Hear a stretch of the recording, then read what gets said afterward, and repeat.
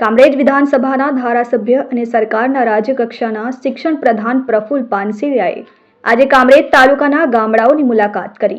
કામરેજમાં Jokha, Nansad, પરબ, નવી પારડી સહિતના ગામોમાં તાલુકા મામલતદાર, ટીડીઓ, તલાટીઓ અને સોડાના અધિકારીઓને સાથે રાખી પ્રધાનમંત્રી આવાસ યોજના હેઠળ ચાલી રહેલ ઘરોના કામનું નિરીક્ષણ કરી ઝડપથી કામગીરી પૂર્ણ થાય અને ચોમાસા પહેલા લાભાર્થીઓ ઘરમાં રહેવા જાય તેવું જણાવ્યું હતું।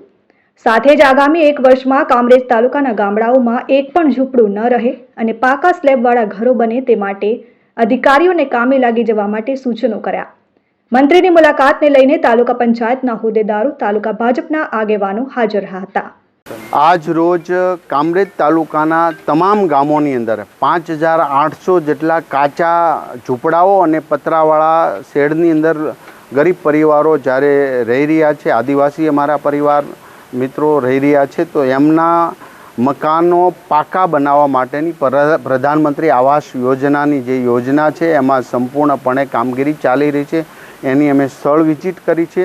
દરેક ગામની અંદર 100, 150, 200 જેટલા મકાનો નવા પાકા આરસીસી સ્ટ્રક્ચર સાથે ટોયલેટ એટેચ સંડાસ બાથરૂમ સાથે જ્યારે બની રહ્યા છે ત્યારે ગરીબ ખરેખર ખુશ રહ્યા છે। આ કામગીરી અમારી ટીમ ભારતીય જનતા પાર્ટી, તાલુકા પંચાયતના સદસ્ય, જિલ્લા પંચાયતના સદસ્ય, તમામ કાર્યકર્તાઓ મહેનત કરી રહ્યા।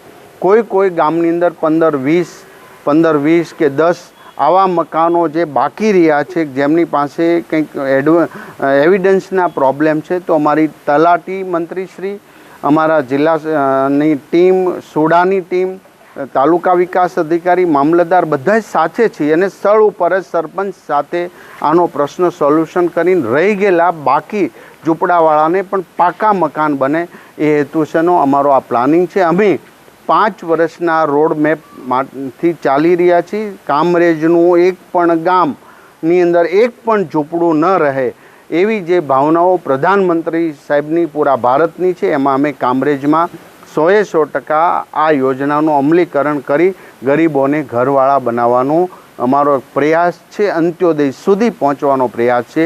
એ ટીમ ભારતીય જનતા પાર્ટી કામગીરી કરી રહી છે। તમામ કાર્યકર્તાને હું હૃદયપૂર્વક અભિનંદન પાઠવું છું। Bureau report, RN news, Kamrej.